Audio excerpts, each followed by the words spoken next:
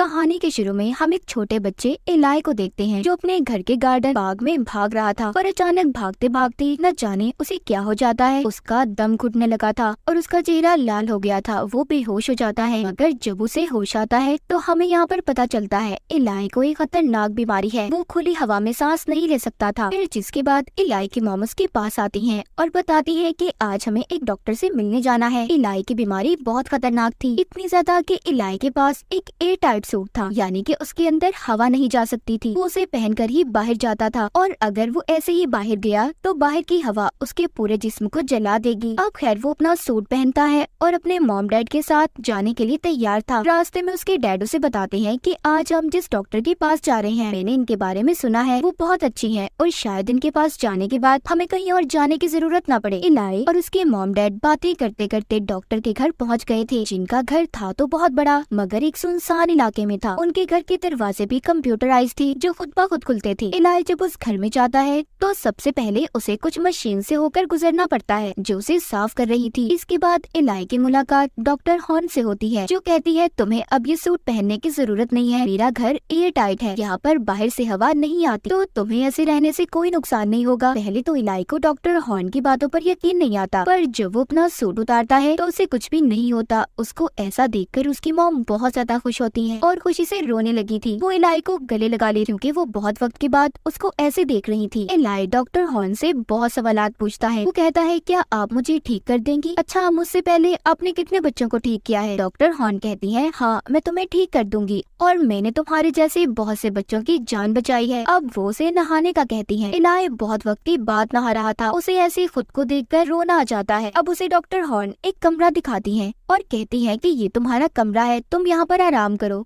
हम कल सुबह मिलेंगे। अब यहाँ से असल कहानी शुरू होती है। इलाई जब सो रहा था तो रात को उसे अपनी खिड़की के पास से कुछ आवाजें आने लगी थी, जिस आवाज को सुनकर जब वो उसके पास जाता है तो उसे वहाँ पर देखकर ऐसा लग रहा था कि जैसे कोई खिड़की के पास खड़ा सांस ले रहा हो, क्योंकि खिड़की पर भाप के निशान थे, जिससे वो डर गया था और कांपते हुए अपने मॉम डैड के कमरे में जाकर सो जाता है। अब वो अगली सुबह ये बात सबको बताता है। सबको सुनकर ऐसा लग रहा था कि शायद इलाई ने कोई बुरा ख्वाब देखा है, जिस वजह से उसे ऐसा लग रहा था। इलाई को कुछ नर्सिस एक कमरे में लेकर जाती हैं, जहाँ पर उसका इलाज होना था, जहाँ पर डॉक्टर हॉर्न उसकी कमर में एक सेल को इंजेक्ट लगाती है, जिससे होगा ये वो सेल इलाई के जिस्म में जाकर उसकी डेड सेल्स को खाकर खत्म कर देगा, जिससे उसकी ये बीमारी भी दूर हो सकती थी। मगर तभी उसके जिस्म में अजीब सा होने लगता है, जिससे उसका सारा जिस्म एलर्जी से लाल हो गया था। उसकी जिल्द उधड़ने लगी थी, उसे बहुत तकलीफ होती है। इसी वजह से वो बेहोश हो गया था। लेकिन जब उसे होश आता है तो वो खुद को एक कमरे में पाता है। वहाँ खिड़की पर एक लड़की पत्थर मार रही थी। इलाई घर के अंदर ही खिड़की पर खड़ा होकर उस लड़की से बात करता है। वो अपना नाम हेली बताती है। वो इलाई से कहती है क्या तुम भी बीमार हो? तुम भी खुली हवा में नहीं रह सकते? तुम्हें भी कोई एलर्जी है? क्योंकि अक्सर यहाँ पर वही बच्चे इलाज के लिए आते हैं जिनको किसी तरह की एलर्जी होती है, जो खुली हवा में सांस नहीं ले सकते। इलाई हेली को अंदर आने का कहता है, पर वो इतना कहकर वहाँ से चली गई थी। अब जब इलाई अपने कमरे में जाने वाला था तो उसे अपने पीछे किसी की आहट महसूस होती है। ऐसा लग रहा था कि जैसे कोई उसके पीछे चल रहा हो। जब वो पीछे देखता है तो उसे एक खौफनाक लड़की दिखाई देती है जो पकड़ने उसके पास आ रही थी। मगर तभी इलाई के सामने उसके डैड आ जाते हैं, जो उसे डांट कर ये कह रहे थे कि इतनी रात को तुम यहाँ पर क्या कर रहे हो। वो उसे अपने साथ ले जाते हैं। अब खाना खाते हुए इलाई अपनी मॉम से कहता है मैंने एक लड़की को देखा है जिसने मरीजों वाला सूट पहना हुआ था, शायद मेरे अलावा भी यहाँ पर कोई लड़की है जो अपना इलाज करवाने आई है। जिस पर उसकी मॉम कहती है नहीं, ऐसा तो कुछ नहीं है, हमारे अलावा यहाँ पर कोई नहीं है, तुम्हारा वहम होगा ये सब कुछ, तुमने किसी नर्स को देखा होगा। इलाई चुप हो गया था। वो दोबारा से अपने कमरे में चला जाता है।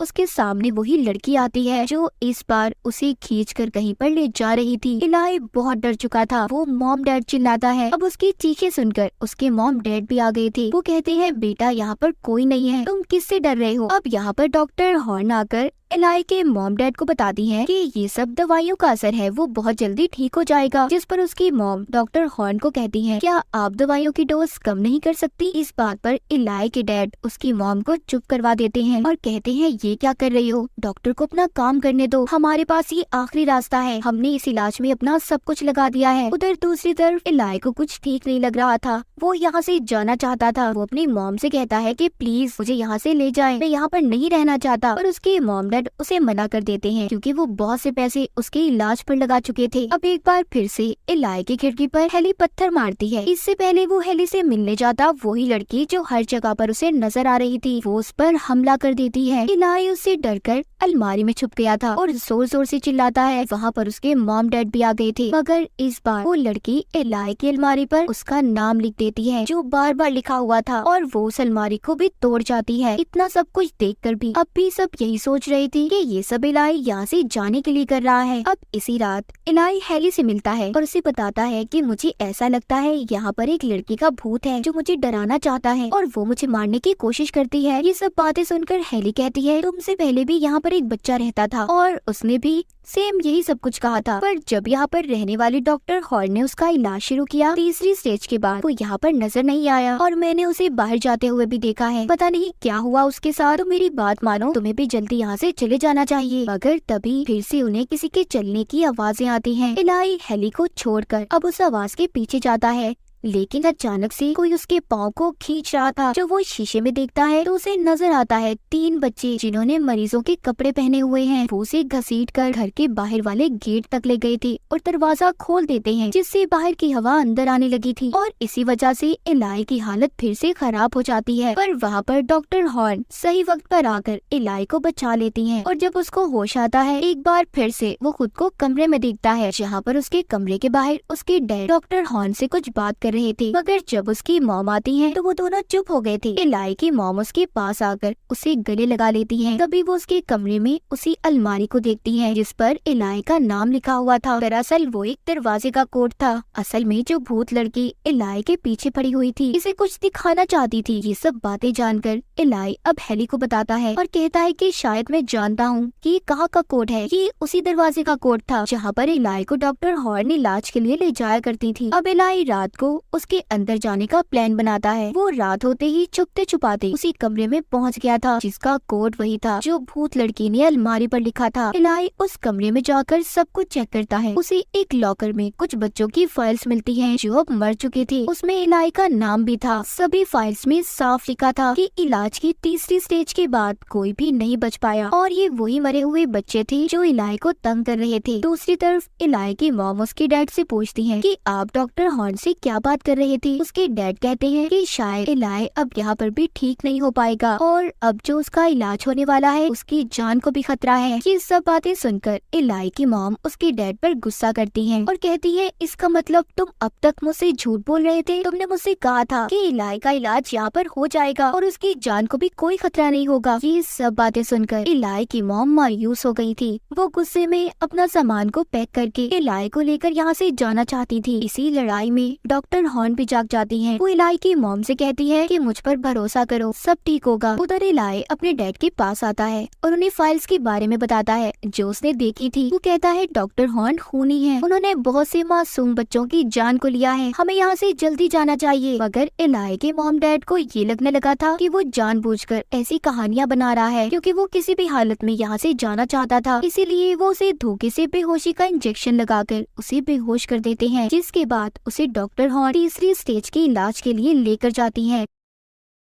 इलाई जोर जोर से चिल्लाकर सबसे यही कह रहा था कि प्लीज मेरी बात का यकीन करें, इस डॉक्टर ने बहुत से बच्चों को मारा है। यहाँ पर इलाई को नर्सिस ने पकड़ लिया था, मगर वो एक नर्स के हाथ पर काट कर यहाँ से भाग जाता है और जाकर डॉक्टर हॉर्न के कमरे में छुप गया था। उसे उस कमरे में एक खुफिया दरवाजा दिखाई देता है जो उसे एक तहखाने तक ले गया था, जिसे देखकर वो हैरान था। मगर वहाँ की हवा नुकसानदेह थी और दोबारा से उसे एलर्जी होना शुरू हो जाती है। वो बेहोश हो गया था, मगर जब उसे होश आता है तो देखता है कि वो बिल्कुल ठीक था और सही तरीके से वहाँ पर सांस भी ले पा रहा था। अब वो भी समझ चुका था कि उसके मॉम डैड अब तक उससे झूठ बोल रहे थे कि वो बीमार है। असल में वो बिल्कुल ठीक था। वो अपने मॉम डैड से बहुत गुस्सा था। तभी थोड़ी देर बाद उसकी मॉम आती है जो उसे ये कहती है कि मैं जानती हूँ तुम मुझसे बहुत नाराज हो, मैंने तुमसे झूठ बोला है, मगर मेरा यकीन करो ये सब मैंने सिर्फ तुम्हारे लिए किया है। सही वक्त आने दो, मैं तुम्हें सब कुछ बता दूंगी। लेकिन अचानक से इलाई बेहोश हो गया था। जब उसकी मॉम लॉक खोलकर उसे देखने अंदर जाती है तो वो अपनी मॉम पर हमला कर देता है। इसका मतलब ये था कि वो बेहोश होने का नाटक कर रहा था। उस हमले की वजह से उसकी मॉम बेहोश हो जाती है और इसी बात का फायदा उठाकर वो यहाँ से भाग गया था। बाहर आकर वो अपने कमरे की खिड़की को लोहे से तोड़ने की कोशिश करता है, जहाँ पर दूसरी तरफ हेली भी खड़ी हुई थी। इससे पहले वो बाहर जा पाता, सभी नर्सेस और डॉक्टर आकर इलाई को पकड़कर इलाज के लिए ले जाते हैं। वहीं दूसरी तरफ इलाई की मॉम को भी होश आ गया था, जो तहखाने से बाहर आने लगती हैं। तभी उनकी नजर एक कुएं पर पड़ती है, जो वो उसे खोलकर देखती है, जिसके अंदर बहुत से बच्चों की लाशें पड़ी थी, जिसे देखकर वो डर गई थी और समझ जाती हैं कि इलाई सच बोल रहा था। वो अब एक चाकू को लेकर इलाई की जान बचाने जाती हैं, जिधर उसका इलाज चल रहा था। और इलाई के डैड उसकी मॉम से चाकू को ले लेते हैं और डॉक्टर हॉर्न को देकर इलाज शुरू करने का कहते हैं। वो इलाई को बांधकर किताब को पढ़ने लगती हैं और साथ ही साथ इलाई के ऊपर होली वाटर डाल रही थी। उसे कुछ समझ नहीं आ रहा था कि ये लोग उसके साथ कर क्या रहे हैं और क्या चाहते हैं। होली वाटर के गिरने से इलाई की जिल्द जल रही थी। अब जब डॉक्टर हॉर्न चाकू उसको मारने लगती हैं, तो इलाई को गुस्सा आ गया था। उसकी जिल्द का रंग और आंखें लाल हो जाती हैं। वो गुस्से में उस चाकू को डॉक्टर हॉर्न को ही मरवा देता है। उन्होंने खुद ही अपनी जान ले ली थी और वहाँ पर मौजूद सभी नर्सेस को हवा में उड़ाकर आग लगा देता है। क्या इलाई के पास कोई बुरी ताकत थी जिस वजह से वो ये सब कुछ कर रहा था? ये सब देखकर उसकी मॉम भी डर गई थी। अब इलाई अपनी मॉम से पूछता है कि